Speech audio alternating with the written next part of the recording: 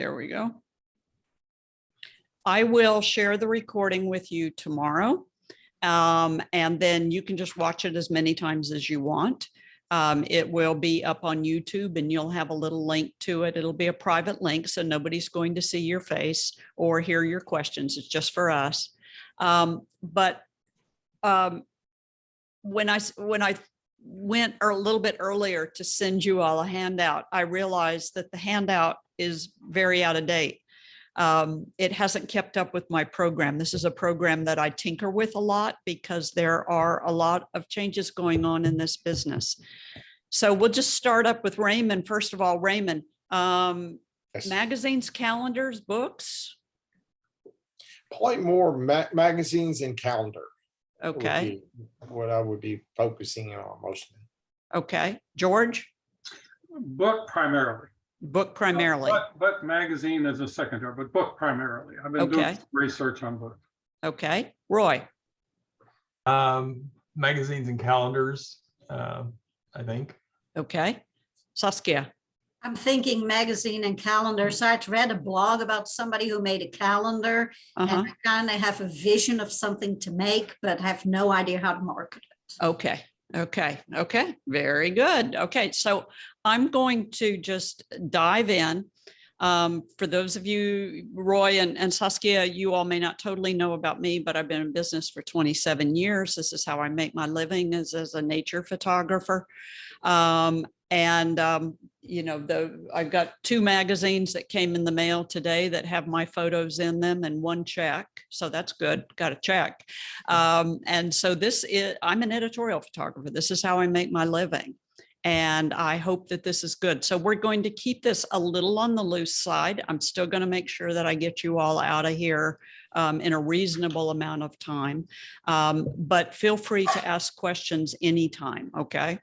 So starting out with this, this just gives you a little example of where my work has been published on different magazines, different calendars around the state, as well as around the U.S. You know, it's really an interesting business, and it's an interesting place. It's an interesting thing to see your work in a magazine. I mean, I still, after 27 years, I get a thrill out of it every time I see it. I was published the very first time in 1984 in a birdwatching magazine, and it never gets old. And so there's always a thrill to it that somebody wanted to use my photo. And so I think it's a really neat thing. So the editorial photography market. This is magazines, including now the online versions of a lot of magazines. When I started originally, it was only print versions of magazines, but now a lot of online versions of magazines too. Editorial photography is books, newspapers, blogs, websites, and I am an editorial photographer. I am not a shining beauty photographer.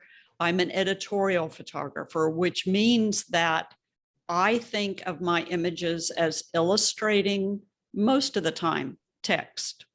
For a calendar, it wouldn't do that. But when I'm thinking about looking at a picture and designing a picture and composing a picture, there are words running through my head. Oh, this will illustrate this, and this will illustrate this. And so I'm thinking all the time of how this photo will be used. What's the end result of how my photo will be used? There are some vocabulary that I think that you need to know. One thing that's interesting about this business is that the backside of the magazine, calendar, and book business, these are people who went to college for this.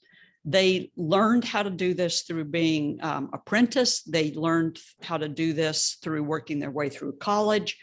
And then we come along as photographers and we're like, oh, okay, no problem. You want to use my photos. Well, but we generally don't know anything about their business. So I think it's very important that we know about their business and we speak their vocabulary. So for instance, there's a thing in this industry called editorial integrity. And that is that if a photo is going to be published in a magazine, not every magazine, but most magazines, that the photo has to be a true depiction of life. So what you see here on the cover of Down East magazine is was a huge scandal when the photographer did it. But the real photo down on the bottom is what it looks like with guardrails and telephone wires all over the place. But by removing the telephone wires and cleaning it up a little bit, you got this really nice looking street. And in the editorial business, it's okay for the magazine editor or photo editor to do that to your picture, but it's not okay for you to do it with your picture without letting them know. So there is a thing called editorial integrity. My husband and I have been doing the nature column for 22 years for the Houston Chronicle, and the Houston Chronicle is news, even though we're in the feature section. The feature section is entertainment, by the way, but it is a newspaper. And so I cannot alter my photos at all. I can process them, texture, vibrant, saturate, open up the highlights, close down open up the shadows, close down the highlights. But I can't remove a telephone wire. Crop them. You can crop them. I can crop them. I can't remove a stick. So I can't remove anything that wasn't there. And I also can't make anything look misleading. So for instance, there was a news photographer several years ago when we were having some trouble in Lebanon, who contrasted the smoke coming off of a recent explosion in Lebanon to make it look worse than it was. And he lost his job because the smoke wasn't that bad. So as an editorial photographer, I never want to lose my integrity with my audience or with my clients. So I never want my clients to doubt whether I've done anything to that photo. In the calendar business, on the other hand, you will have guidelines in your calendar submissions of how much you can take out, remove, add, subtract. So sometimes in a calendar image, it has to be fairly real, but then sometimes in calendar images, they don't care so much. So there's this thing called editorial integrity. And this is where it's my badge of honor as a photographer that you all are looking at pretty much the real image, unless it's a heavily overlaid texture image and it looks like a watercolor or an oil painting. Then I would assume that you all understand you may not be getting exactly what I was producing. When you are taking photos that you might want to use in a calendar or something like that, I got to get my camera back in focus. This is called stock photography. So I am a stock photographer. My collection of photographs are called stock photos. And so what I am doing is I am creating a catalog of images that my clients would want. So for instance, as a stock photographer, I have photos of nearly every bird in the United States. I have photos of nearly every butterfly in the United States. I have dragonflies also, plus a lot of landscapes in Texas. And when I was a stock agent several years ago, part of the thing that we sold as a stock agency was that we did have photographs of all North American small rodents. We had photographs of all North American birds. We had photographs of all North American butterflies. So you have to think of yourself as building a collection that somebody will know that they would go to you when that photo is needed. You become, as a stock photographer, the subject matter expert on those photographs, whether they be travel photographs. So you know what city this is, you know what bridge this is in the national parks, you know what trail this is, you know what mountain this is. You might also even know what the geologic features are on this cliff face that's in your photograph. You know what road this is. So you have to become the subject matter expert. The more you know about that photograph, the more valuable it is going to be for you. So you're creating a collection. you are known for something. So you need to you need to initially figure out what are you going to be known for. When I started out as a photographer and started this business nearly 30 years ago, when I wrote my business plan, I wanted to photograph lions in Africa and I wanted to photograph penguins in Antarctica, but I didn't have the wherewithal to go to Africa or do penguins in Antarctica. So I had to decide what I was an expert in. And it turned out I was an expert in flowers and gardens of Texas. Because why? We have flowers 365 days a year and gardens are everywhere. And I have access to all of that. And so when you think of what you are known for, it might be primarily what you're a subject matter expert in. It might be that you photograph airplanes. It might be that you photograph steam engines. It might be that you photograph Civil War reenactments. You've got to figure out what it is that you know and what's going to set you ahead of everybody else when you're thinking about where your place is in this industry. So we'll talk a little bit more about that as we go along. Vocabulary, there are these things called photo guidelines.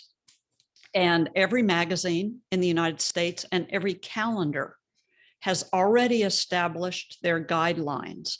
The same thing with the book publishers. They have already established their guidelines, and I'll show these to you in a bit. They have submission guidelines. How do they want to be contacted? And do they want you to contact them? Because some of the magazines say, we don't want to hear from you. We'll find you if we're interested. So don't even make contact with us. So the photo guidelines have already been established for the book publishers, the magazines, as well as the calendars. The magazines and the calendars have what are called photo wants. And this is what they are looking for this next issue or for the issues coming up. So all of these magazine editors, photo editors, have already decided what photos they are looking for.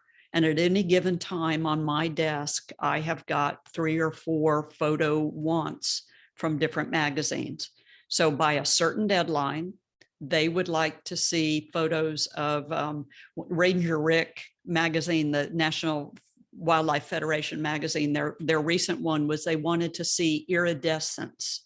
So they had a whole list of iridescent things like beetles, abalone shells, oyster shells, peacock feathers, blue morpho butterflies, hummingbird gorgets. So they had a whole list of what they were looking for.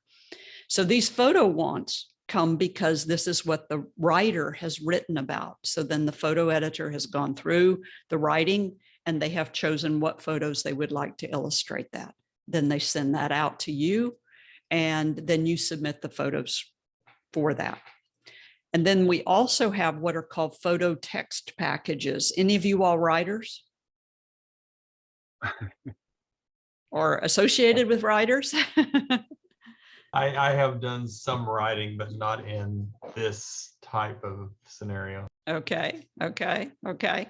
So the magazines in particular would love a photo text package. I'm married to a writer, and it has been very helpful to me over the years because I can propose a text package that goes along with my photographs. And so as a result, they're getting everything in one package.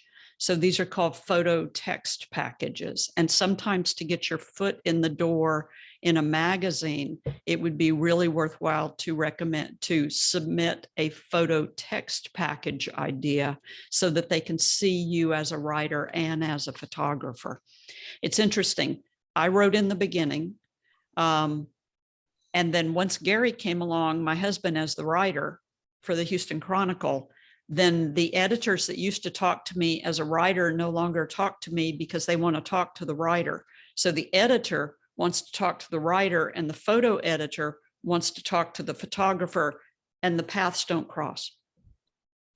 So it's just kind of an interesting way that the writing industry works, the editorial industry works. So those are some Some terms that I think you should know about: editorial integrity, stock photography, because what you're doing is you're creating stock photographs. Stock photographs, by the way, we create them and then we try to find a home for them. Photo guidelines, photo submission guidelines, photo wants, and photo text packages. So making contact in the front of every single magazine, there is a thing called the masthead. And that's a photograph of the masthead for Discover magazine. And on the masthead, it lists everybody who works at that magazine or on that magazine. The photo editor, you'll see here that it's Ernie Mastriani. The photo editor is the person we would contact to market a photo to them. The editor is the person that we would contact to send a photo text package. I sent some photos the other day and an idea to Texas Highways, my photo editor, because she and I've worked together for eons now. And she said, your photos are great. I need you to send the idea for the article to the editor, and then we can decide. So I have to send the idea for the article to the editor. I'm sure these people have offices that are side by side, but that is not how it works. Okay. So, there are two domains and they're very, very different from each other. If there is, go ahead, George. Kathy, that idea you have, how long is that? Is a sentence or two or five? 5 sentences. Okay. Yeah. And this is because they already know me. So it's 5 sentences, and I'm not going to write the whole story until somebody tells me yes. Okay. Yeah. I have a question. Sure. So this is where it is in a published written magazine. Is that information available on a online publication? Mm-hmm. Yep. It's in that about us or our About, staff. Mhm. Okay. Yeah. And then sometimes, I don't think it is in this one, but sometimes even down at the bottom, it will tell you where to find their photo guidelines, what the URL is for that, how to make submissions. So it'll tell you how to do that. And then we definitely do not want to contact the publisher. The publisher is the accountant guy or lady, and they don't want to talk to us at all. So this is the person who's selling ads. This is the person who's balancing the budget for the magazine. The publisher does not want to talk to us. So you have to find out who the photo editor is or the editor is, or as a last resort, who the art director is. So all those years ago, 30 years ago, when I decided I wanted to be an editorial photographer, I would go to the library and sit down in the magazine section of the library and go through every magazine that looked like it might use photos that I take. And I would open it up and I would write down the information out of that. I would go sit at Barnes and Noble and get a cup of coffee and find a stool and sit down in the magazine rack and do exactly the same thing, just to see what magazines were out there. And then who's the photo editor? How do I contact them? What's the deal? And so this is, in some cases, this is still what I'm doing. If I find a magazine that I've never heard of, I'll just open it up to the masthead. I'll figure out who the photo editor is, and then, send them a contact if I think it's worthwhile. So this is how you make contact. There is also a book out there, and there's no modern one. But we do have old copies and you can buy these used. And this is a wealth of information. It's called Photographer's Market. And I think 2018 was the last time that they made one. But inside this book is, there are articles about models releases. There are articles about, that you really can do this for a living. There's all kinds of articles in these books. But then there's also a whole section on just magazines, a whole section on just trade magazines. That was, when I was a human resource director, that was the Human Resources magazine for us human resources professionals. So there's all kinds of trade magazines out there. It had a section for books, it had a section for calendars, it had a section for contests. And under each magazine or calendar, it would say, here's your contact person, here's their email, here's their telephone number, and here's how they want to be contacted. And so it would give you their preferences for how they wanted to be contacted. Also in Photographer's Market, it would tell you how much they were willing to pay. So in the beginning, 1992, for instance, when I was getting ready to leave my corporate job, I would pick up this new issue of the magazine when it came out, of the book when it came out, read it cover to cover, fill it full of little Post-it notes. And if there was a magazine out there that I might think would like my photos, but they weren't willing to pay for photos, then this might not be a magazine that I really wanted to waste my time with. So you need to find out whether they're going, nice thing about this is that tell you whether they're willing to pay or not and how much they do pay. But today, because we don't have this resource anymore, but if you can get a used copy of this, it's just worthwhile reading. So, see if you can find a used copy. But today, what we have online is when you go to a magazine, to its website. So this is Journeys for Puget Sound. AAA Journey Washington right here on the website. It has contact, reader services. Whoa, look at that, writer's guidelines, photographer's guidelines right there. Photo contest, or if you want to be an advertiser. And so almost all of the magazines have this now already online. So once you find the market that you're wanting to go to for a photographer, we're just going to look for these photography guidelines. And then when we click on those photography guidelines, here's the National Wildlife Federation's or National Wildlife Magazine. Here's their photography guidelines. And just some things, this is what it looks like. And just for instance, they seek images obtained in the wild. So they don't want zoo images, they want wild images. This, by the way, was a big controversy 30 years ago because many of the wildlife that we could photograph because of the equipment we had 30 years ago, we could only get it in zoos. And most of the public didn't know that what they were looking at was mostly zoo animals. And then once it finally came out, magazines like National Wildlife decided people have enough wherewithal to travel now. Photographers have better equipment. We would rather pay for wild images than zoo images. And so sometimes they'll say, we'll take a zoo image if that's the only way we can get it. But so this tells you that, okay, so I need wild images. It tells you also what kind of conditions. So, what are we looking for? Over here, it tells you how to make a submission. So you could submit images in digital file to this website right here or this email address right here. We're not responsible for all the emails, but this is how you can send us a sample of your images. So how would I do that? I would compose an email and I would say, I'm so-and-so and so-and-so, and I live in so-and-so, and I have a large collection of photographs of North American birds in all seasons. And a sample is attached. So I might even attach just a one-page PDF that has a sample of the images that I take. So only one sample.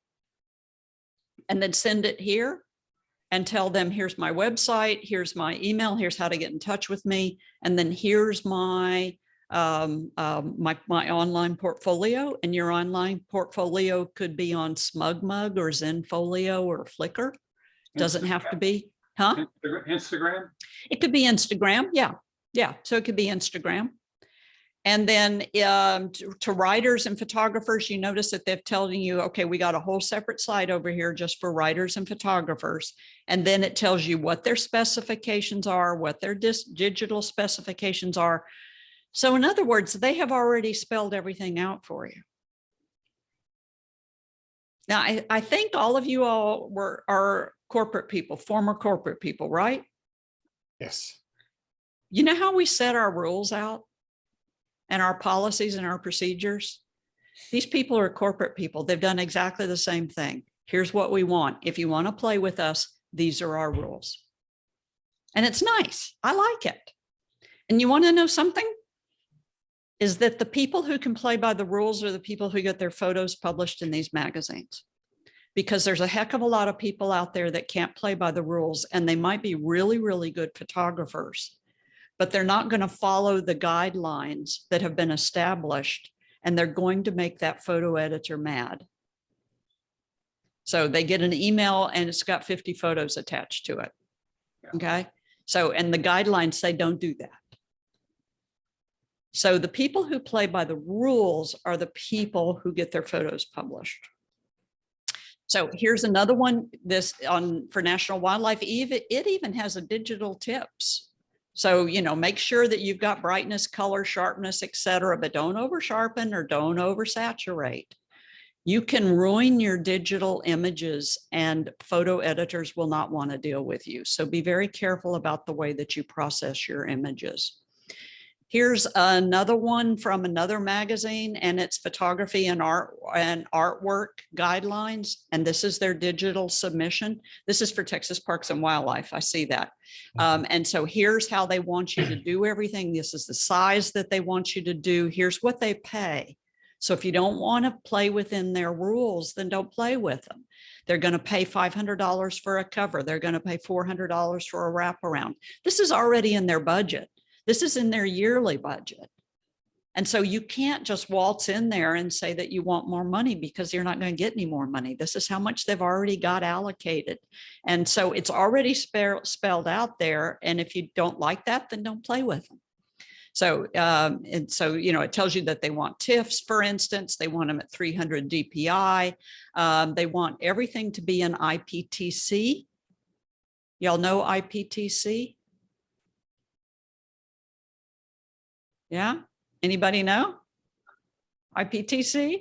It's in Lightroom. It's in Lightroom. Exactly. It's also in your Adobe Camera Raw. I'll show it to you in just a second. This is where you have to put all of your copyright information. Okay. And so, and this is where you have to put the description, all the other stuff. So then what else do they have? They want the metadata completely filled out.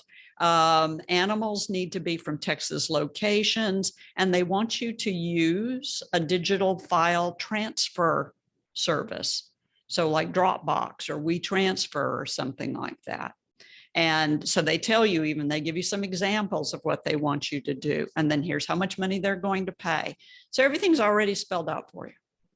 It's right there. And all you have to do is follow the guidelines. So IPTC Core, and George and Raymond, I know y'all have taken my introduction to Lightroom Photoshop, so you all know about this one, but your IPTC Core is in your Lightroom, and it's also in your Adobe Camera Raw. If you're using Adobe Camera Raw, if you're using Photoshop, it's also in there. International Press Telecommunications Committee. And this was developed in, believe it or not, 1996. 1996. Some of you have children that maybe not, or grandchildren that were maybe not even born in 1996. Right. So this goes way back. And this International Press Telecommunications Committee came together in 1996. And they said, for Photoshop, Adobe, this is where we're going to put our information. Now, everybody else, build your software around this. So when I send my photos every week to the Houston Chronicle, I put the caption that goes underneath the photo right here in description.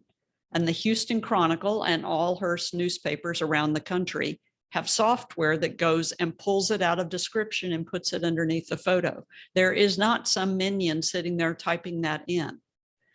So if we comply, all the stuff on the back end can work properly and life's good. So yes, you should have this on every photo before it ever leaves your office for anything. So this includes if you're posting pictures on Facebook or Instagram or any of the other website or any of the other social media. So any photo before it gets posted needs to have your name, address, telephone number, email address, website, copyright declaration. Yeah, George. Question. You don't fill out the rights usage terms at the bottom there. You leave that blank? Okay. Yeah, because if I'm sending the photo to a client I don't know, I'm going to fill that in before I send the photo, what we've negotiated. But if I'm sending this to a magazine and they've already told me what their rights and usages are, or the Houston Chronicle, because I have a contract with them, then that's already understood by our contract. All right. Yeah. So this is something that you've got to do, and you've got to do it on everything. Now, the nice thing is that Lightroom makes it super easy, but it doesn't make it super easy to put everything in. So you've got to make sure you're putting everything in. I have a PO box for my business that eliminates me having to put my home address there. If you don't have a PO box, then just leave that blank, but make sure that your address, your email address, your website, yes, you do need a website, is all on there. The copyright law eventually will get passed. It's only been sitting in committee for years. Congress doesn't move very fast. I don't have to tell you all that, but the current thinking is that because we can declare our copyright right here, then it is our responsibility to declare our copyright. So simply by pulling down copyright status and on my IPTC and saying that this is copyrighted, because in the United States, our pictures are copyrighted the moment we took them, then I have declared my copyright. But if people don't know how to get in touch with me, that's my fault. So we need them to be able to get in touch with us if they like our photo. This holds true. One of my students posted a picture on Facebook from the little town that she lives in. And the Chamber of Commerce of the little town saw the picture and they contacted her. How? Through the IPTC information inside the photograph. And they literally did pay her to let them use that photo on the town's website. Okay, she got money. If she wouldn't have had this all filled out, then they may not have known where she was.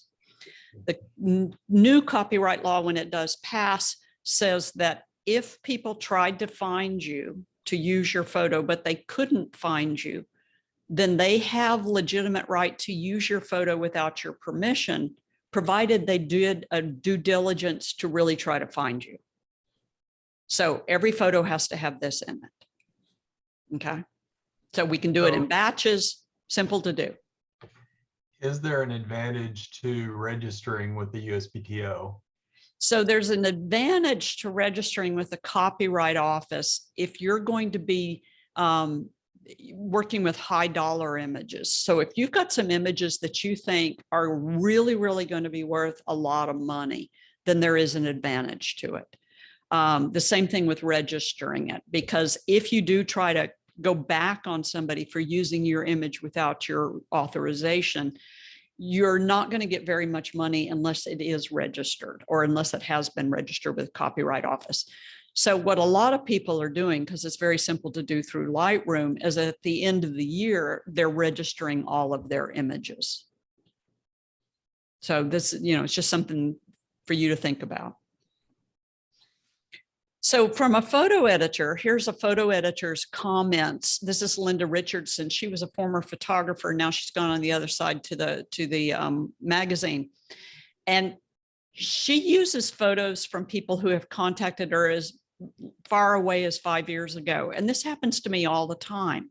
I send off a photo, somebody contacts me a couple of years later and says, you know, that picture you sent to us one time of that chickadee on top of that pumpkin? Can you send that to us? So you're trying to get images out there that people look at. So just because somebody didn't respond to you the first go around, don't think that that's not, that they may not respond to you eventually. So it's just keeping your name out. Linda searches Flickr a lot. She happens to like Flickr, and she also looks at photo contest winners. So those of you that think about entering photo contests, she also looks at that. She wants you to shoot amazing photos because so many people have cameras and there are so many good photographers out there. And she's telling you just to do it beyond your competition. Do way more than the fellow photographers you're around. Shoot stories. Also, this is what I do. I shoot complete stories. I went and shot a sunflower field the other day, and I ended up photographing all kinds of stuff from a story point of view, even though I was there for sunflowers. So shoot stories, shoot the complete package, because maybe they're going to buy or license all the photos. Nobody, by the way, ever buys your photos. They license it. So every once in a while, this buy comes out of me and I need to slap myself. Even though how long I've been in this business, nobody buys one of your photos. They license it. They might buy a print, but they always license your image. Underwater, freshwater photos are super hot. Now, we all live in Texas. So if I put the camera down in the stream or the bayou in Texas, I don't know if it will go very far because the water is so murky. But I can see that underwater, freshwater photography is really, really hot. She remembers you if you shoot, as her word says, crappy photos. She remembers certain people, though, who shoot very good photos. These people, these photo editors, don't have a lot of time. They don't want to go to you if you're going to waste their time. So they remember you if you shoot really good photos. And photographers who ruin their photos in processing, she doesn't even want to see your photos because she knows that you've already ruined them. So be careful of that. Light hand on your processing, okay? Here's Sonia from Texas Parks and Wildlife magazine, a little closer to our home. And she encourages you to look at back issues of her magazine online. If you think about it, the magazine every month was created by the exact same team.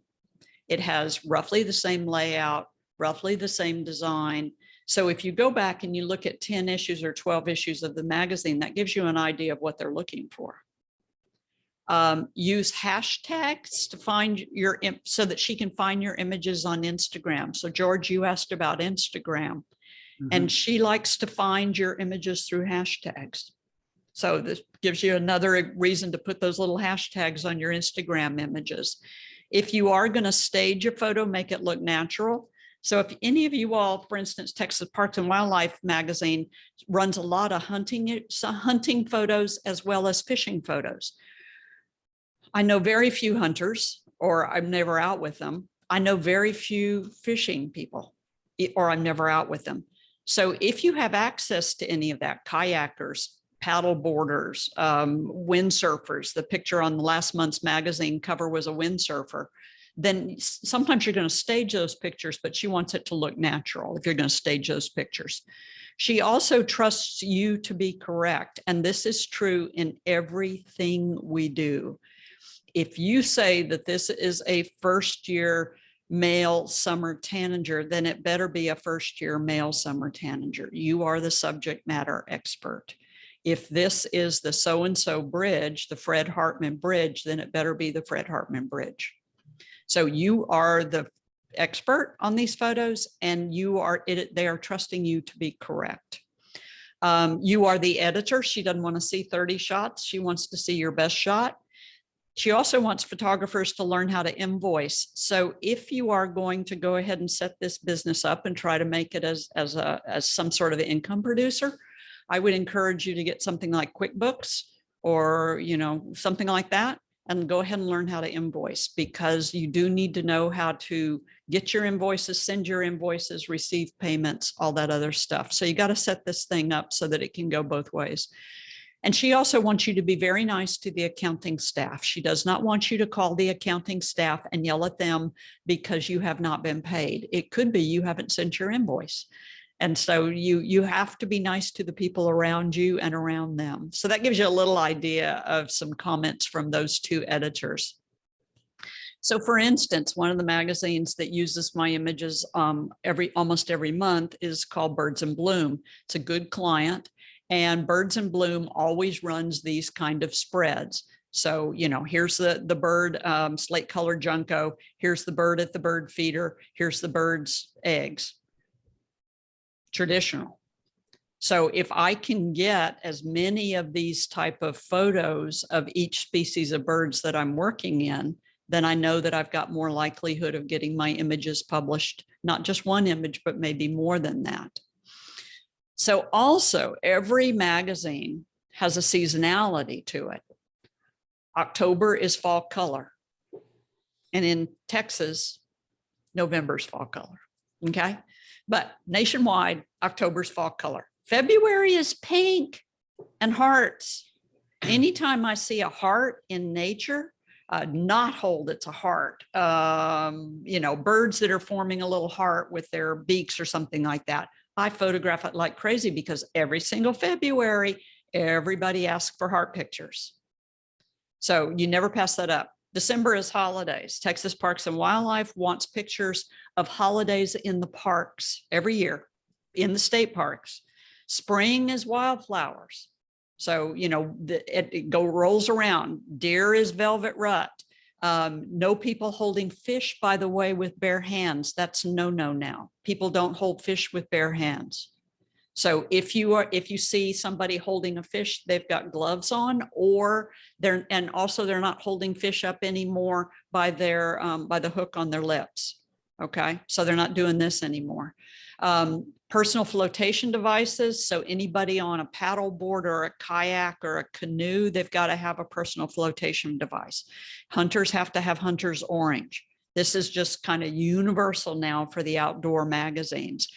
Kids, by the way, multi-ethnic kids in groups. So that group of children that has all the different little colors of children in it, these are much hotter than just the photos of the little bitty white kids. And so if you can get any mix of children in there, it's really, really good, especially the children's magazines. So, you know, you just have to kind of see what people are doing and how they're working it. I get published in a lot of garden magazines because I love to photograph gardens. Every single flower in this picture, every single plant in this picture, in my opinion, needs to be identified, because you never know when the editor, the photo editor, is going to ask for a sedum or a whatever, or a whatever, or a whatever. And if you don't already have that in the keywords, then you're not going to be able to ever find it. So remember that IPTC information also has keywords in it. So for me, keywording my photos usually takes longer than processing my photos. So what is in this photo? Is this spring, summer, fall, winter? Is this, is this this type of bee or a that type of bee or a dragonfly? And what's the flower it's perched on? All that stuff in that photo, because you never know how people are going to want to use this. So every plant in that photo is important, because if you just think about one of the plants, it's only got one chance of going out, which if you think about all of the plants, plus a rock garden, plus a rock border, plus a succulent garden, it has more opportunity of going out. A photo of a person without a model's release is worthless. So it's a great photo. No, it's great. I mean, it's a good photo. The kid's expression is fabulous. I can never use it because I don't have a model's release from the kid's parents. So as a result, I don't photograph children very often because I don't want to walk up to the parents and ask for a model's release. But if that's what you're going to photograph, then you need to make sure you've got model's releases. And that's why some people use their own family. Some people use models intentionally in their photos. But that photo is totally useless because I can never publish it of that kid without permission from his parents. Unless he grows up and gets 20 years old, and then maybe he'll give me permission. But otherwise, it's a useless photograph. Okay. So you have to think about how these photographs are going to be used. If you look in a magazine and you see, for instance, that it's a vertical, then you need to, that they use a lot of verticals, then you need to shoot verticals. A photograph like this, did it in Galveston during Featherfest. But if you look at my layout, you will notice that I leave a lot of blank space, and I leave a lot of blank space intentionally.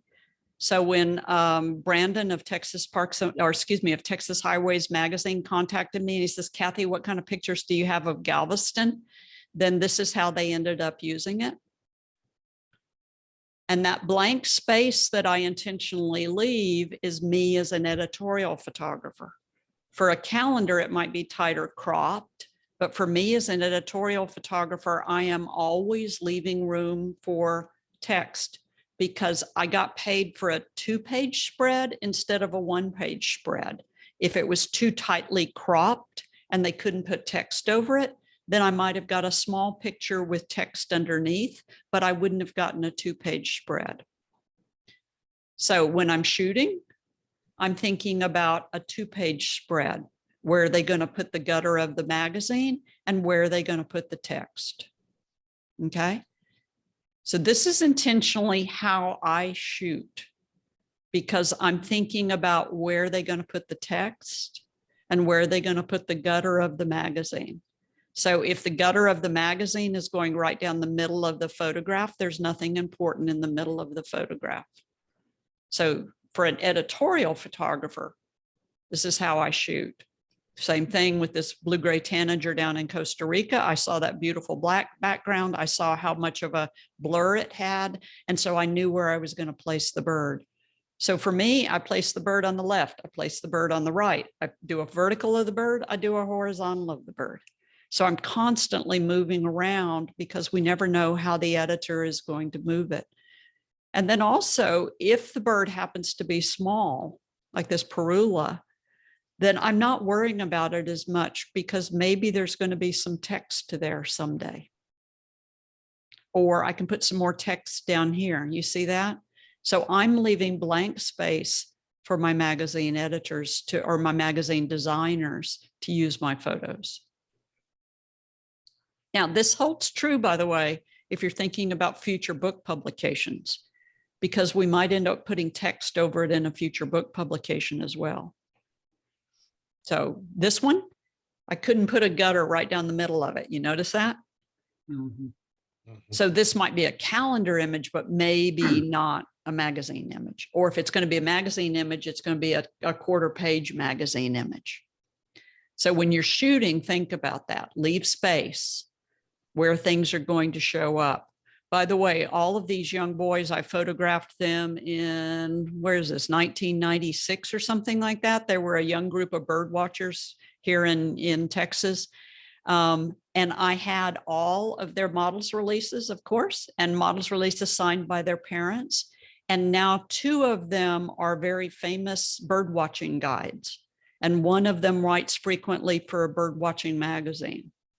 So you happen to know these people because you got that models release. And that helps out later on. So think about what your covers are going to look like. A cover has to have room for type.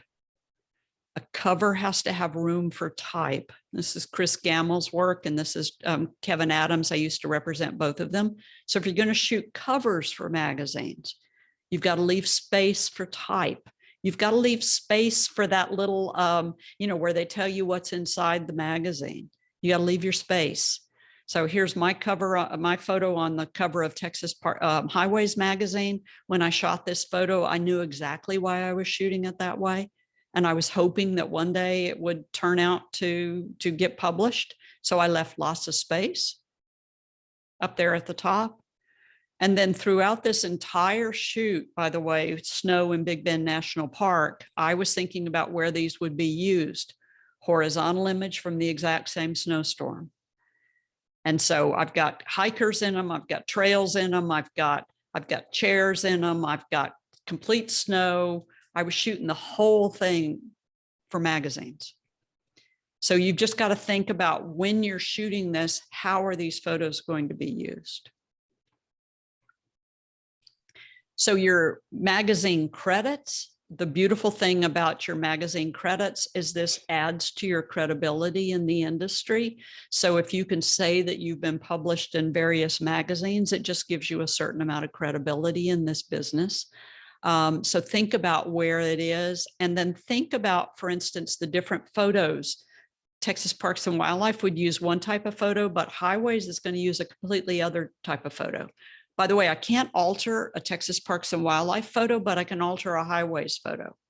I can take telephone wires out, for instance, in a Highways photo. Texas Monthly, that's totally different photography. That's more, sometimes in Texas Monthly might be, black and whites, or they even have done photos of tintypes. So figure out who's going to use your photos and which one of these magazines would use your photos, and just to understand they're totally different. And then also understand that a lot of these magazines, so these are the various city magazines that we have around town. Each one of these, by the way, is run by the same company. So it might turn out that you make inroads with this company, and then when you go to Austin and do a shoot on your own, then you're shooting with this magazine in mind. Or they might use you for assignment photography. So a lot of these magazines are run by the same company. So Birds in Bloom, for instance, run by Ryman Publishing, that was bought by Reader's Digest. And they've got tons of different magazines. So that company puts out 15, 20 different magazines. So many magazines will also offer assignments. And this is usually, by the way, after they have gotten to know you. So some, like Texas, AAA Texas, AAA magazine. If you happen to be a AAA member, you get AAA magazine every month in your mailbox. So AAA magazine will offer assignments. That's my picture on the cover. Texas Highways will sometimes offer assignments as well. So understand that some magazines do offer assignments, but it's a very small market. And you need to prove yourself before they usually offer you an assignment. And then understand the value that the photos that you do have, what the value of those photos you have. Back in the 1980s, I used to go out to the Atwater Prairie Chicken Wildlife Refuge near Sealy, Texas, when the prairie chickens ran wild. And every winter I used to go out there with my little boy, and they had these porta-johns up where the prairie chickens do their morning dance. And I'd get up at some ungodly hour in the morning, and you had to be through the gates and in your porta-john, by 4 o'clock or something ungodly like that. And I would photograph these prairie chickens. So I have a pretty extensive collection of Atwater prairie chickens. And last thing I heard was there's 153 of them in the world. So it could be that photos you have from a long time ago are valuable. Rare species, endangered species, the whooping crane, for instance. How many of y'all been down to Rockport to photograph the whooping cranes? Yeah? Yeah. Okay. Whooping cranes are asked for every November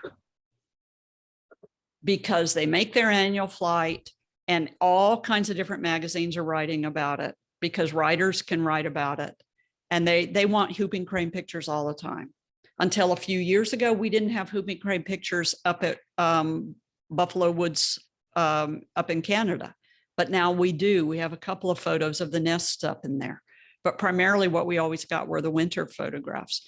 So think about what you have access to, where you live, where can you make a name for yourself by photographing something unusual or something that's common for you but unusual for everybody else. Black-chinned hummingbirds, we have them in the hill country of Texas. They go all the way out to the western United States. Magazines rarely ask for a black-chinned hummingbird. They ask for a ruby-throated hummingbird. Ruby-throated hummingbirds live in the eastern United States. Most of the magazines are published in the eastern United States. And so everybody, every single year, wants ruby-throated hummingbirds. They don't want black-chinned hummingbirds. So I can go and photograph black-chinned hummingbirds all over the place, but they're not going to be as profitable for me. So you have to think about what is marketable. And I'm just using birds because these are my example. What is marketable? So that silly Cadillac Ranch up in Amarillo. So if you're going to photograph it, you got to photograph it some other way besides the way that everybody else photographs it. So think about how you're going to make it different, what you're going to do to make it different. Whoa, whoa, whoa, whoa, whoa. Don't go so fast. Don't go so fast. Yeah. And think about, these places that you might be, like San Angelo, for instance, and photographing around there. Mineral Wells, Saskia, you mentioned that. So think about where you are. Roy, I just showed you the stockyards. It's amazing how many times the magazines want pictures of those cows going down the stockyard. Have you been down there and photographed it?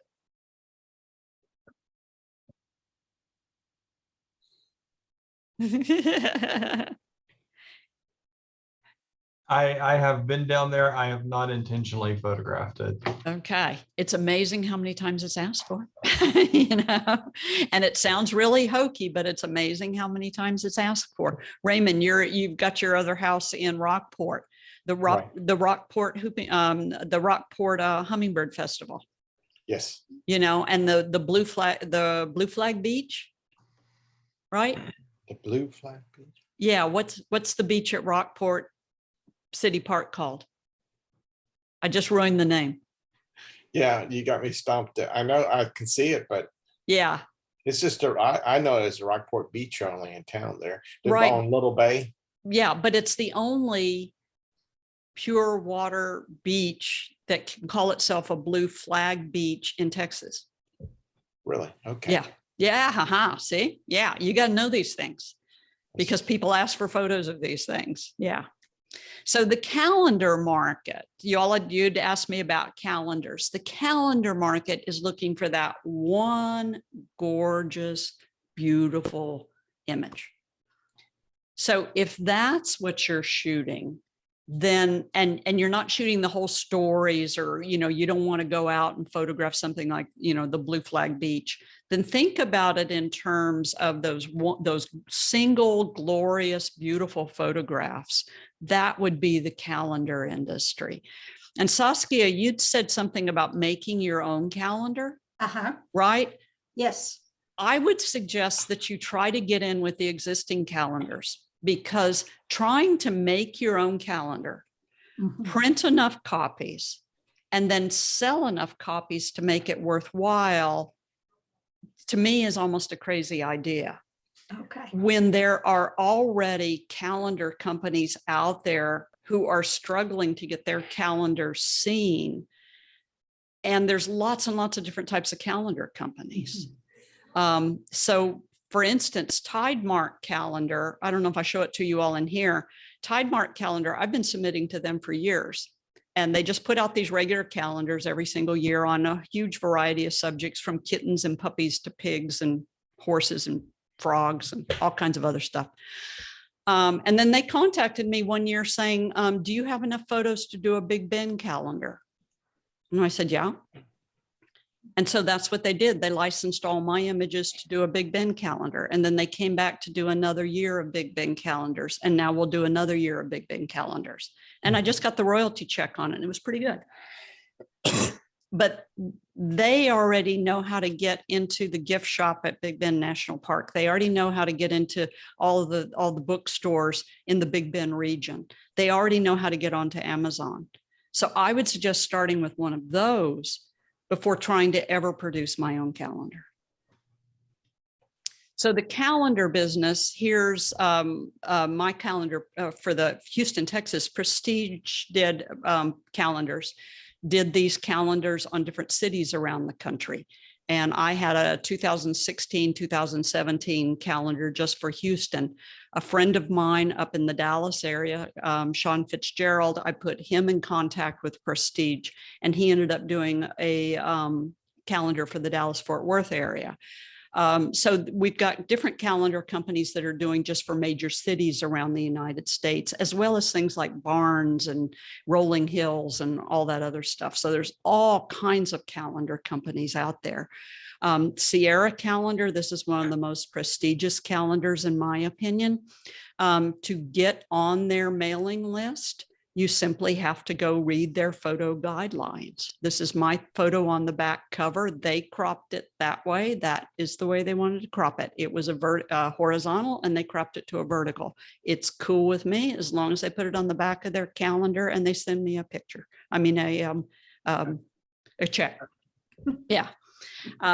So the existing calendar industries or calendar companies are a real good lucrative market. Once again, guys, it's that IPTC information. You've got to make sure that that is on every single one of your photographs.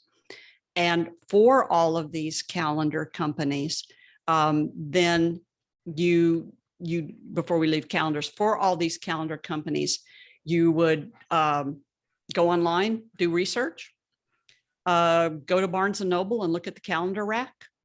And when you start flipping them over, you'll start noticing that the same companies put out all these calendars. There's about 12 of them that put out all the calendars. Go into any of the bookstores, a private bookstore, look at the calendars, turn it over, who makes them, and then go to their website and how do I make a submission for them? Now, one of the things that you will find with the calendars, though, is everybody wants to be in a calendar.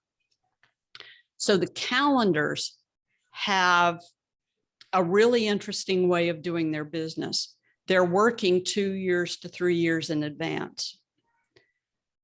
And what a lot of the calendar companies on their submission guidelines will say, if you want to get our photo want for the 2023 calendars, then notify us by so-and-so a date and do this, this, and this, and this. Maybe send us 5 photos or whatever.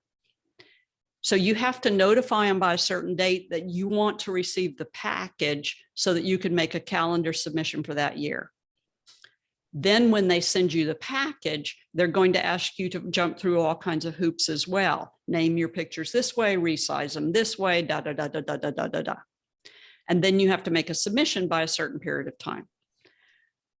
You lose a lot of your competition because they never make that initial contact. You lose even more of your competition because they made the initial contact, they got on the list, but they never followed through once the package arrived. So if you understand that, you see that you have a lot better opportunity to get your photos in this calendar simply because you know how to follow the rules. So the calendar companies are, they try to narrow it down intentionally so that they don't get overwhelmed. Does it make sense to try to shoot a theme? Mm-hmm. Mm-hmm. So, Yeah. Yeah. Because if you think about it, if you were going to do if you wanted to submit for let's do Grand Canyon calendar, you have to have it spring, summer, winter, and autumn. You've got to have it day and night. So yes, if you think that you have to shoot the entirety of something if you're going to try to corner that market. Yeah. You, by the way, do need a website. And I don't think in this day and time that you need to have a fancy dancy website, because something like Zenfolio or SmugMug can make you a perfectly acceptable website, plus a photo storage page, plus a download site so that people can download your photographs and pay for them. So I don't think you need a full-fledged HTML website. My website's HTML, or even, WordPress. Somebody today on a conference call I was on talked about a $20,000 web page. Guys, we don't have to make $20,000 web pages anymore. I mean, you just don't have to do it. Anybody already have SmugMug or Zenfolio? No, you might want to go look. If you go to my website and you click on stock photos, that takes you to my Zenfolio site. So you would never know that you left my site and went to somebody else's site. And if I were starting all over again, I would probably make my website strictly through Zenfolio or SmugMug, because that's also where my storage place is. So when somebody wants to search my photos, it's there anyway. So think about it that you do need a website. I just happen to know HTML. And so I've been doing HTML websites since the very beginning. So how long I will stay with an HTML website, I don't know, but it's a good way for you to advertise. And it's also a good way that you can say, you can check out more of my work at da, da, da, da, da, da, da, da, da. Okay, your website. Okay. So questions about calendars?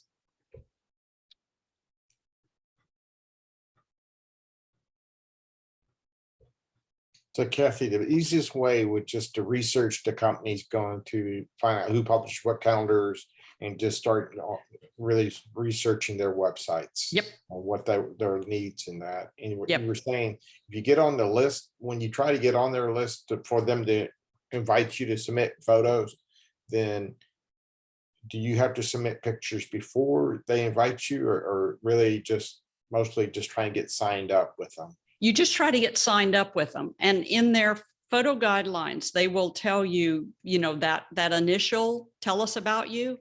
We'll only read these between April 15th and May 15th. Okay. And we would like to see a PDF with 5 of your best photos on it, and we would like to see a link to your website, and we'd like to see a link to your portfolio. Now, if I were going to do strictly calendars, I would have a real narrowed down portfolio of just my best work. Okay. Yeah, if I were going to do nothing but calendars. Right. Yeah. Okay. Yeah. But, you know, also, if you can pick up an old copy of that Photographer's Market that I showed you, an old used copy of it, you know, buy it used on Amazon, it's going to at least cut you into a whole lot of the calendar market. Okay. And then you can just update all the information by going to their website. Does that help? Yes. Okay. So let's talk about book publishing now. Okay. So any questions on magazines or calendars before I leave that? No? Okay. Okay. So Let me what- ask you, Kathy, go. I'm sorry. On magazines, on their wants, Yes. by going to their website, would you be able to see what their wants are? You may not see their current wants, because that's would be telling the competition what their stories are for the next 6 months. So they probably wouldn't, but they would give you a general. Okay. Yeah. Yeah, I've had some pictures published in Creation Illustrated. Okay. Okay, I subscribe to the magazine, number one, but they send me an email at least 4 times a year telling me what they want. Okay. Both were just articles, but then pictures. Uh-huh. And I got in there just for the pictures because they had an article that fit. Yeah. So that's called their photo wants. And that's what we want to get, because then we just go down their list and we figure out what they want. Mhm. Yeah. Yeah. Now, some of these photo wants, by the way, you have to think, because sometimes it might be, for instance, they'll just name a park that they've got a story coming up on the Hagerman National Wildlife Refuge in the October issue. So that means, okay, Hagerman National Wildlife Refuge. That means if it's a landscape, I've got to show it in the autumn of the year. They don't want spring, they don't want winter, they want autumn, because it's going to be in their October issue. And then me as a bird photographer, I would go find out what birds are there in October, and those are the bird photos I would submit to them. So sometimes they don't tell you exactly what they want, but they tell you what they're looking for. Okay. Okay, so working with book publishers. Now, this is in a lot of ways its own animal. So we have now, Gary and I have 9 books on the market, and we have 1 more in the works right now. Show you a little bit of that in a second. So working with the book publishers, once again, understand that there are unbelievable number of book publishers out there. You've got to figure out who would be the best publisher for your idea. And then their guidelines are all posted online. So working with a book publisher. So this was our first book, Texas Wildlife Portfolio. And this came from a 2-year-old letter and back then photocopy of some print of some pictures that we had in the collection. And I sent it to the photo editor, and 2 years later, she gave me a call and said, we want to put this book out called Texas Wildlife Portfolio. Do you think you have enough photos of Texas wildlife to cover 72 pages? Now that was two years since I'd sent anything to her. So never think that this stuff is just falling on deaf ears. So I ended up getting that book. That was when I was running the stock agency KSC Productions. And so it had all 9 of my photographers. And then the sales marketing person for Far Country Press was in Texas making some rounds to the bookstore. And she asked if I would stop in and have breakfast with her one morning. And I did. And she threw out the idea of, could we do just a Gulf Coast book? And so I did. And that ended up being Texas Gulf Coast Impressions, our second book. And then another serendipitous meeting with the photo editor or the acquisitions editor. They're called acquisitions editors at publishers for Texas A&M Press. Met her at one of the festivals, and she met with Gary and me and tried to figure out a book that we could do for them. So for Texas A&M Press, we ended up doing Enjoying Big Bend National Park. And then she wanted me to do a coffee table book on Big Bend. And I didn't feel I was ready, but we flipped that idea around several times and came up with Photographing Big Bend National Park. And by the way, this book is being redone right now into its second edition. It's already been reprinted a jillion times. And then the Photographing Big Bend National Park book is also going to be redone because we're in digital now versus SLRs. So both of those books stemmed from one book. And then one day at the North American Nature Photography Association convention, and if you are a nature photographer and you are not a member of the North American Nature Photography Association, you should be. One day at the North American Nature Photography Association, there was a young man eating lunch at a table all by himself. And the human resource director in me does not like to see somebody eating at a table all by themselves. So I went and sat down and started talking to him. And he was the acquisitions editor for Voyagers Press. And they wanted a book on the back roads of the Texas Hill Country. So by simply sitting down with a stranger and talking, I found out that they wanted the back roads of the Texas Hill Country book. And it's been published now for the last 9 years. We've updated it several times, and we get royalty checks, by the way, on all these books every quarter. And this book, Back Roads of the Texas Hill Country, is sold in all of the visitors stations that the Texas Highways runs. So the Texas Highways is the biggest customer for this book, all through having lunch. Far Country, the first 2 books, eventually was The Portrait of Houston. That was my book on Houston. Far Country then wanted us to do a small gift book on Texas, and I brought Larry Ditto, one of my friends, in on this project so that Larry's photos and my photos complemented each other along with Gary's writing. And then the Voyagers Press with the Back Roads of the Texas Hill Country book talked to us forever about doing a whole Back Roads of Texas book. And that eventually happened. And then this book came out in 9 or 11 or something like that. And then Texas A&M Press published Gary's Book of Texas Birds. That took him 7 years to finish, 480 books of birds of Texas, along with my photographs. It is now in its 3rd printing, and it's now in paperback. And we have updated it 3 times with the changes in the bird names. So you see how one led to the other? And that's how it works in the book publishing industry, is one leads to the other. So, here's what we've got. I've also got an Kathy. ebook. Yeah. Kathy, your books are these books you're showing are primarily picture books with a little bit of dialogue. Is that correct? No, the Backroads books are a lot of dialogue. Okay, all right. Yeah. And then the Big Ben book, both of those are more text than they are photos, Okay, all right. but they're illustrated.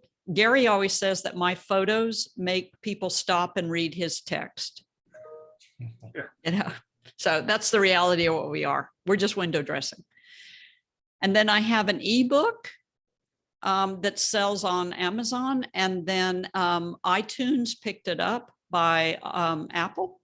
So you can buy it on iTunes and you can download it to your iPad, your Kindle, your, any of that stuff. I've got a couple of more of these ebooks that are already written, but I just never get around to finishing them and getting them up on the web. So you can do an ebook as well. And this one, by the way, I get, it sells for $8.99, but my profit is 50-50.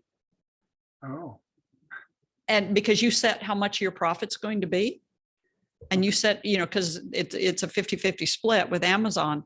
And so I get a quarterly royalty check. from Amazon. Sorry. From Amazon. Yeah. Yeah. Roy? Are your ebooks primarily self-published? Yeah. So the ebooks are all self-published. Yeah. Now there are digital versions of all of the other books, but that's totally up to the publisher. Whatever deal they have with Amazon is up to them, as long as they send me the royalty checks. Yeah. But all of my self-published books, or the one self-published book, I need to get off my behind and do the other ones. George. So you put everything together for the book. You did everything, cover, back, credits, yada, yada, yada. You did everything. Yeah. It's a PDF. Okay, and yeah, okay. So There yeah, is no hard copy of it. So you're writing in text, okay, and Yeah. all PDF. It's all in PDF, and it's through a company called Lulu, Lulu, Lulu. They made it super easy. I uploaded the text to them, and you even get an ISBN number, so this is totally copyrighted. Okay, It's totally legitimate, and then I get the royalties for it. barcodes? You get It's got everything on it. Yeah. Yeah. Now you got to remember, George, this is all PDF. Yeah, So we're Yeah. not going to put it in a book, in a store. okay. Yeah. And then here's the latest one that we are working on. This, I spent 3 days up at Texas A&M Press in College Station back in March. And Gary and I are finishing up a friend's book. He passed away before he was able to print it. George and Raymond, you all might know John and Gloria Tweeten. They used to do the Nature Trails column in the Houston Chronicle before us. And John died before he could finish one of his books. He didn't really start it, but he photographed it. And as his photo editor for years, and his photo agent, I understand what he's doing. And so Gary and I ended up finishing the book, and hopefully it'll be out maybe early next year. But then I had to go dig through all of his slides to illustrate it, because it'll be illustrated with his pictures, not mine. So this is our latest creation that we're doing. So national book publishers, ton of them. And once again, if you can pick up an old copy of Photographer's Market, you're going to find out who the book publishers are. So Quattro, for instance, is Voyagers Press. That's who's got all of our Backroads books. Princeton University Press, they publish most of the natural history books and bird books. Far Country Press, Texas A&M Press. These are just a few of them, but there's presses all over the place. So you find one of these that you think is going to produce something. And by the way, the university presses, let me go back. The university presses, the neat thing about them is your book always stays in print. So the commercial printers, presses, once your book is out of print, they won't often bring it back. But the university presses, that's what they're known for, is that your books will always stay in print. So so if you're thinking about that for that longevity, that's one of the reasons for going for a university press. So the process, here's the process for book publishing. You come up with an idea. You meet and agree. So this could be you contacting the press that you're interested in, or whatever their guidelines are. So it might be before they'll even meet with you that you have to fill out this packet of information. And then you send that in, and then they say, okay, you jumped over that hoop. Remember, there's a lot of people that can't jump over these hoops. So if you can jump over that hoop or over that barricade, then you're setting yourself apart from a lot of people. So then you have a meet and agree. They might want to change it around a little bit. They might want to move it. And now you've got to do a formal proposal. And the formal proposal includes, how are we going to market this book? Who's your competition? Is there a book out there like this already? All kinds of stuff like that. Who would endorse this book? Who would write the introduction, for instance? Who would put those credits on the back saying this is a wonderful book and I really like it, and that type of stuff. And remember, we've got all different kinds of publishers out there. We've got publishers who publish solely religious books. We've got publishers who publish solely how-to books. We've got publishers who publish historical books. And then we've got, travel books. We've got garden books. We've got people that publish all of these books. Go to one of the bookstores, go to Barnes and Noble, review who's publishing these books. What are the publishers of these books? So then we get a formal proposal and we send that in. And then the publishing house has to take that formal proposal and they have to bring it to all the people there. The marketing people have to look at it. The sales people have to look at it. And then the publishing house has to give you buy-in. Then you get a contract. So once you've jumped through these hurdles, then you get a contract. And once you have a contract, it'll say how many words the book's got to be, how many photos it's got to be, whether the photos are yours or somebody else's. And by the way, some of these places like the university presses have a writer, but they don't have a photographer. So it helps to let them know that you're out there too. So then you get that contract. It has a deadline. It has a word stipulation to it. And it also has such things as which style we would use. So there's the Chicago style book. There's the New York Times style book. I think there's a couple more style books out there. Anybody know what I'm talking about? AP is another one. AP style book, that's right, AP style book. So this is how we're going to write things. This is what our grammar is going to be. And so luckily Gary's the writer. He knows all that stuff. So that's all in the contract. And now you have to execute the contract. That's the tricky part. So for the Backroads of Texas book, we talked to those people for 3 years about that book. And there was always a reason why they couldn't publish it yet. So they contacted us in September and wanted the book delivered by December. Texas is a big place. We also had the Book of Texas Birds from Texas A&M Press that Gary had been working on for 7 years, and our deadline was January 15th. So we were working on another book when they decided that Voyagers Press decided that they wanted the Backroads of Texas book. So I said, it's not going to be possible. We need at least a year. And he said, then I'll get somebody else. Okay. So you have to decide whether they're going to get somebody else or not. So we negotiated January 15th, which means we had 2 books due on January 15th of the same year. And one of them involved me driving all over Texas to verify and photograph every single one of the sites that Gary would write about. So Gary was writing 2 books at one time, plus teaching a full load of classes at the college. So your contract sometimes can be a scary thing. So you've got to execute it. George. No, I'm okay. No. And then you've got to put this all together so that we can submit it. And then we've got to do edits after that and reviews.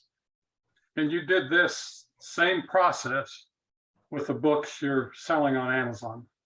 No, because that was my self-published book. Okay. I mean, I just, you know, So I who put do you that, contact? Who'd you contact at Amazon? I didn't. Amazon has an author's publishing service. Oh. It's okay. on the Amazon website. So you go in there and you read all their guidelines, and they refer you to the company called Lulu as one of their site partners. Yeah. Okay. And you submit your book and you make sure that it complies with all of Lulu's guidelines. And no, that was easy. I did that in 3 weeks. Yeah. Okay. Yeah, that was easy. This is hard. So one of the things you've got to think about with questions you've got to ask them is, do you have to pay them? And I'll talk about some publishers that, yes, you have to pay to have your book published. So self-publishing, yes, you would pay. But most of the time with the press, you do not pay. They would pay you royalties, or they would pay you upfront.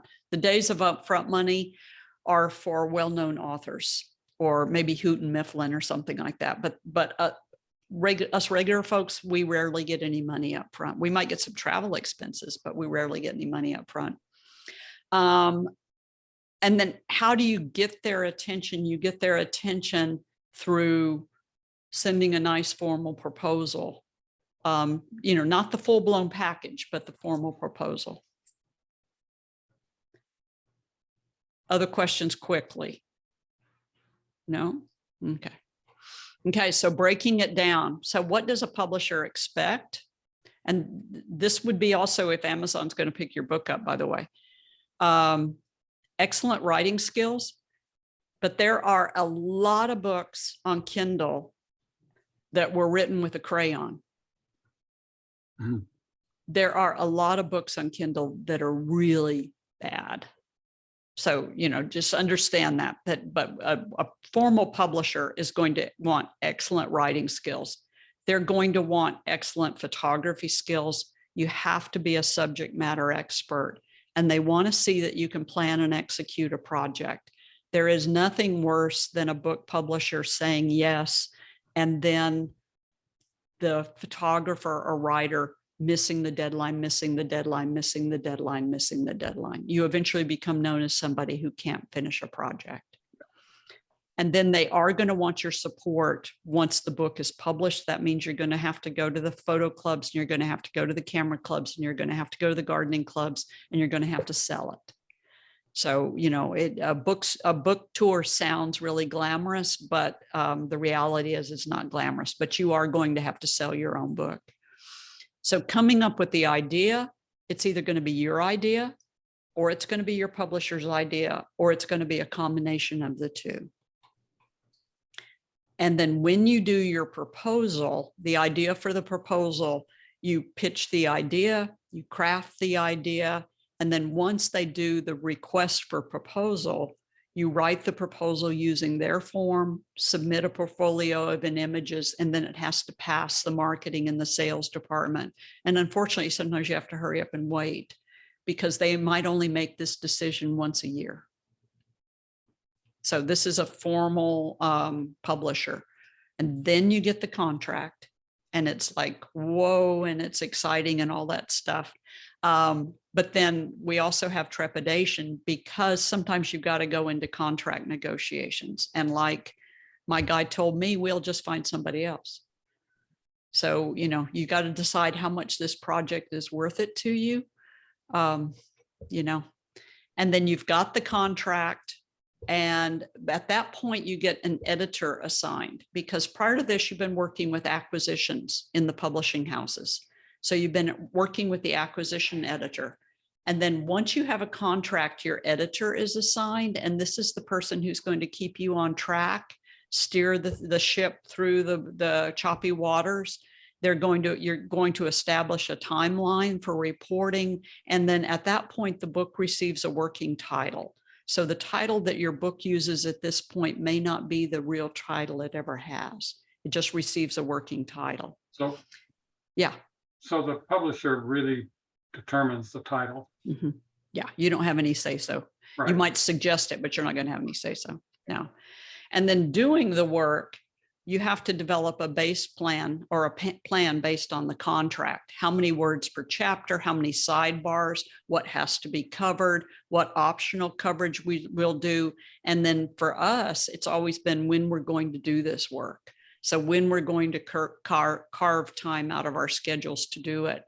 This is a spreadsheet that I made for the back roads of the Texas Hill Country book. So these are the things that Gary decided he wanted to write about. And then I put check marks in or X's in to what month I could do these, what month I could photograph them. And so these multi-month project, subjects, that means as I'm passing through there, I can photograph it, versus the apples on the apple tree at Medina. There's only apples on the apple tree for so much time. If I'm not there, I'm going to miss it until next year. So you've got to do some sort of planning of when you're going to get these photos and when you're going to get all this stuff done. This is for the Houston book that I did. So what am I going to cover? And then the Houston book, by the way, I sent out a email to all of you all, my photography students that I had on my list from being students. And I said, does anybody have access to the Buffalo Soldier Museum? Does anybody have access to the Holocaust Museum? Because I needed generally somebody who could get me in, get me out, and let me take photos without having to go in and introduce myself and, all that stuff. So that was a fun project because I got to work with a whole bunch of friends on that. So you've got to think about how we're going to do this. And then the writer, George, are you going to write this book as well as photograph it? No, probably not. No, I'm not a writer. Okay. So the writer's I job, have to find a writer. you have to find a writer, is gathering all the information, writing the draft, fact checking. You would be surprised how much stuff is wrong on the internet. So fact checking, redrafting, copy editing, and that's the writer's job. Then this is what we ended up doing with the Backroads book that Gary was working on. Whoa, sorry about that. Is, each one of the chapters, and then you see right here, husband's drafted it, wife's drafted that, husband's drafted it final. So these are how we were working. He was sending stuff to me, I was sending it back to him, and we had to keep track of who had what and what pieces we were dealing with and that type of thing. So that just kind of gives you an idea of what was going on. Here's what was going on with the book, the bird book. We put all the birds in order, and then we had the finals. This is after they've already been through all of the editing with everybody else. Photographer's job, there's got to be a style to the book. So a book has to have a style. It can't be just a hodgepodge of photos. There has to be a style to them. The size and resolution, cover images. So what are the cover images going to be? How are we going to illustrate the text? The processing, captioning with all that metadata. So all of those photos that I sent in for the Backroads of Texas book and Backroads of the Hill Country book, I'm the one that was writing those captions. And by the way, that book publisher wanted all captions to be 3 lines long, grammatically correct, complete sentences. That's just one of the stipulations. Okay. So then, you start working on it and you start putting this all together and you start pulling all the pieces together, and we need this and we need that. So once you get that contract and you get that whole plan out, now it's the time to go in and do the execution and figuring out all these different things that we might need. This is the parulas that I got for Gary's Book of Texas Birds. Trying to make sure that I got the breeding parulas versus the fall plumage parulas. This was from the back roads of Texas. I arrived at Cadillac Ranch up in Amarillo during a driving snowstorm in the middle of winter. It was horrible looking. And by the way, all of this dirt was littered with spray cans because apparently the young people, you've been there, Roy, you've seen it. Oh, yeah. So apparently yeah. people spray paint these cars and then they just throw their cans on the ground. Even though there are trash cans available. Even not though very there are far away. trash cans. Yeah. So I ended up doing these silly dogs to make my pictures look better. And by the way, my editor on this book, the one that told me they'd go get somebody else if needed, he also told me I need happy pictures. Hmm. You know, so happy pictures. So I bought this pink cowboy hat and I had different people wear my pink cowboy hat. At the Prada thing out in Valentine, these people showed up in full Prada dress to take pictures for their band, their album cover. So I asked them if they'd please, pose for me. Right. I had to get happy pictures. So, it was not only beautiful pictures, but it also had to be happy pictures and all kinds of other stuff. So you've got to think about, all these pictures that are going to go into this book. For the How to Photographing Big Bend book, I needed to do the Milky Way things for the night shots. And so, my friend in front of the tent, my friend, driving the car up and down throughout the tunnel. And then the little insert pictures, because we don't just need big pictures, we need little bitty pictures as well. So the little bitty pictures like sandstone. It was the first time that I photographed roads intentionally. I had spent years getting the roads out of my pictures and working hard. And now all of a sudden with the Backroads books, I need roads. And by the way, roads with no potholes and roads with no yellow or orange guard tape all over everything. Okay. You know how much Texas Highways works on their roads? A lot. Because I would be places and there would be something big and orange in the middle of my photograph. So think about that. How can we get nobody in front of the Alamo? And then those little insert pictures that are going to illustrate, because the designer needs these pictures. They need little bitty pictures to go on the website for the book. So it's not just the big pictures, it's the little pictures. It's the little pictures that the designer is going to use in a different way. So you've got to think about all these different ways that these photos are going to be used. And once again, you got to have all that metadata and you got to put in those descriptions and that type of thing. So here, for instance, Santa Elena Canyon in early morning, 15-foot tall cliffs of limestone in Big Bend National Park. So if you've already put that in, then the good thing about it is when you're under a crunch, you already have that information. So once again, this takes me a long time to process my pictures now, but then I've already got the information when I need it later on. Fred Hartman Bridge. I never knew it was called the Fred Hartman Bridge, and I didn't know who Fred Hartman was, but now I do. So you've got to think about all of these things. So it does take, working on one of these books, it takes a toll on the body, mind, and spirit, because you're under a deadline, you're under a crunch, you have to be really, really good. So for me, working on a book takes more toll than working on any of the other things, just simply because you're under a deadline. Here's writing the book in Big Bend National Park on vacation while other people would have been out hiking, but I was writing on my laptop. And Gary and I have written both books on Big Bend and then the bird book while we were out in Big Bend National Park, kind of a writer's retreat. Here's where I live in my car. So when I have to do 6 loops around Texas between September and January, that's a lot of mileage. And I just lived in my car pretty much, and Hampton Inns every night. So yeah, so it takes a toll. Here's Gary over there when he's going to do his final edits on the Bird book. So he ordered a case of Death Wish coffee and went to it. So it does, when you're up against these deadlines, it's taxing on you. The good thing about it is if you involve friends, and that's one of the things that I found so interesting in working in all of the books, is I have always involved friends in those projects, so that I'm either traveling with somebody or I'm getting somebody to get me access to different locations. And so involving a team, if you think about it, a movie is made with a team, or an album is made with a team. So involving people on your team makes it a lot better than just making a solitary. And then you make that submission per the contract, the text is in its appropriate style, the photos are all, and you met your deadline. You did it, because remember, your competition can't.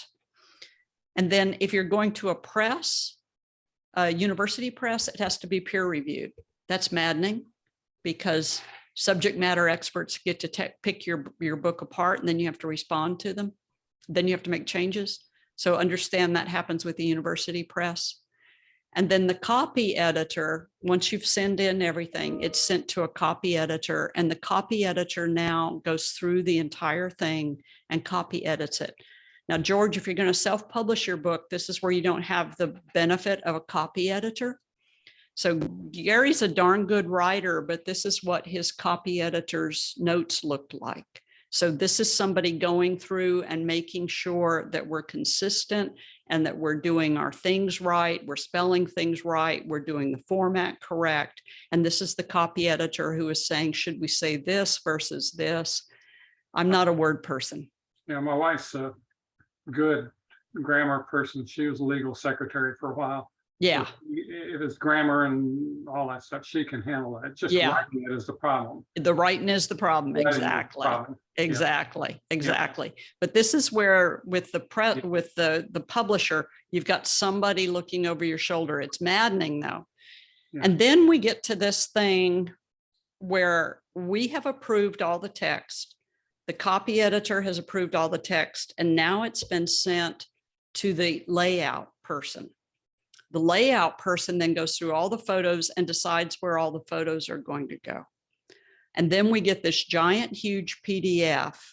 And this is our last chance, next to last chance, to say that caption is wrong, or that photo, it was during a drought year, it shouldn't be there.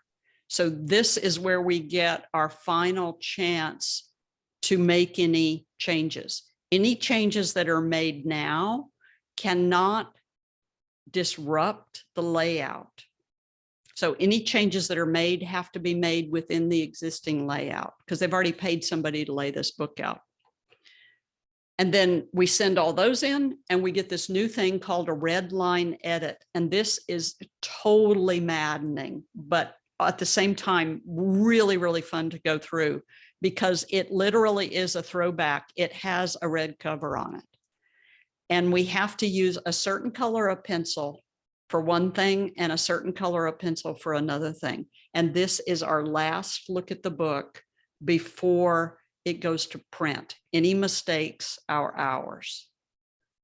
And we understand that. So this is where we have always read the book out loud. So we throw a big, huge 4 or 5 day party and in our house, and we set up tables, and 2 people read the book out loud to each other. So chapters might be read in different rooms. And then we serve lunch. And this is where you start noticing every mistake in the book. You don't notice it until you read it out loud. And so that's when you start noticing all the changes. And then we send it off. And one day it arrives in the mail. And you're like, my baby. Oh, and you totally forget how bad labor was. Because at that point we have a book and it's in our hands. And now we can go out and we can do book signings, and we can do festival visits, and we can go sit in bookstores and nobody shows up to read or to get us to sign their book.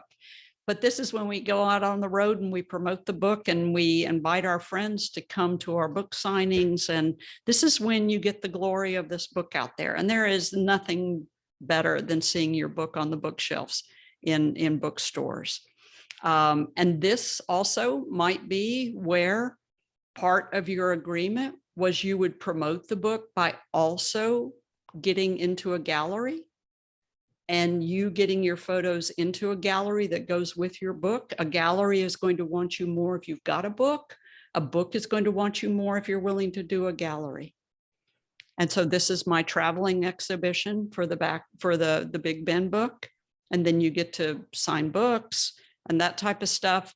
And then I neglected to, I think I switched over it real quick, but there are self-publishing publishing houses out there. And one of them is called Sweetwater Press. And Sweetwater Press, if you've ever thought about publishing your own book, Sweetwater Press, you're obviously going to have to pay them to publish your book. But Sweetwater Press also has writing help and they also have design help. You're going to pay for it, of course. But Sweetwater Press didn't publish, but they're the same company that did our wildlife portfolio and our Texas a journey, and they did my Houston portfolio book. So they do excellent quality work. But you can also hire them through Sweetwater Press to publish your book for you. If they like the book, then you can also have them market the book for you. And obviously they're going to take more money out. They're going to take more of the royalties out. So Sweetwater Press does an excellent job. And I've referred 2 people to them and the final outcome of their book has been amazing. So if you need a writer, they'll help you find a writer. If you just want to do a coffee table book with your pictures in it, then they can do that, but they're called Sweetwater Press. And so you can design your book, send it to them, they'll publish it, send it back to you, you just pay them for it, or they'll design your book for you. And then you can, how much you get in bed with them from a marketing help point of view, that's the good thing about Sweetwater Press. Okay, Okay, I dumped tons at you guys. I'm sorry. so we'll be able to look at this tomorrow or the Yes, next. you'll be able to look at the recording, and if you have any questions, you'll be able to ask any questions. If you want to, send them to me. Anybody have any questions before I let you all go for the evening? So is your Costa Rica trip in February next year filled It yet? is not yet. It still has another 5 openings. Okay. So if you're interested in going on that Costa Rica trip, you are more than welcome to go. Yeah. Yeah. Yeah. Hey, Kathy, between the magazine market and the calendar market, is one easier than the other to get your photos accepted, or? I think it depends what kind of pictures you're taking. But the magazine market, I think, is super easy. These people are just looking for a good picture to fill that slot in their magazine. They're Okay. hoping you are going to produce outstanding images. Where the calendars, everybody thinks that they've got good calendar images, and so your competition is stronger. But the magazines, they're just hoping that you can fill their need for them. Okay, And they're usually really, really nice people. So, most of the times what I found with magazine folks is that when you contact them and you say, I've got this, and you followed their rules and the way you contracted them, they will almost always get back with you. okay, Yeah, they're nice people. Where calendars, everybody wants them. And so they're more standoffish. okay. Good to know. Another word of advice is with your book idea, don't think nobody will pick it up. Before you consider self-publishing it, try the presses and try to see if you can get it. I sat through a guy's program. It was unbelievable, his photography program. And he said he had self-published his book. And I raised my hand during the question and answer period. And I said, why why were you turned down on this project? And he said, no, I just thought nobody would ever take it. And I thought, oh my gosh, you are crazy. And so I went up to him afterwards and he said, well, I don't know anybody at any of the publishing houses. I said, why didn't you contact them? Just, they're friendly. They're nice people. And so I put him in touch with Texas A&M Press, and Texas A&M Press wouldn't touch it because he'd already self-published the book. So he blew it. Where I just think he had a great idea. Yeah. And then I've put two people, one guy in touch with Texas A&M Press. He happened to have a lot of old pictures from from NASA, because he worked at one of the newspapers down there. And on the 50th anniversary of the moon landing, he published a book called Houston Moons. And he also photographs the full moon around Houston. And then he had a gallery exhibit. And his next book coming up is on the trail rides. So Texas A&M Press will now publish 2 of his books. So don't think that they're going to tell you no. Try it first. Okay. I took a lot more time than I thought I would. Sorry. Just a no lot to problem. say about the No. topic. Okay. That's good. Absolutely wonderful. Okay. Thank you very much. So I will Thank you. share the recording with you tomorrow. And then if there are any questions, always feel free to email me. And then if you are on this path to get that book published, or those calendars or those magazines, and you ever need any help, holler at me. Okay. Okay. Okay, thanks a lot. Thank Kathy. you. Thank you so Thank you, much. Kathy. Have a good weekend. Okay. Thank you very much, guys. Good night. Good night. Oh, Kathy, Yeah. you're gonna be, you said in Rockport, this 8th, 8th? 9th and 10th. Okay. Yeah. Very cool. It'll be my creative workshop at the Art Center, the new Art Center. Yes, yes. Yeah, it looks very nice. I don't know if you have seen it. Well, they think they're gonna open it in September. That's what she said. They haven't opened it officially yet, but they're lining up speakers for the next year. And so I'm excited about doing it. It's going to be Oh, nice. very cool. Yeah, Well, yeah, did yeah. Maria contact you, Nesbitt? It's interesting. It's Kathleen Clark. Oh, really? Okay, Yeah. okay. Yeah, I Yeah. think When I she- saw the email, I thought, oh, it's got to be spam. Yeah.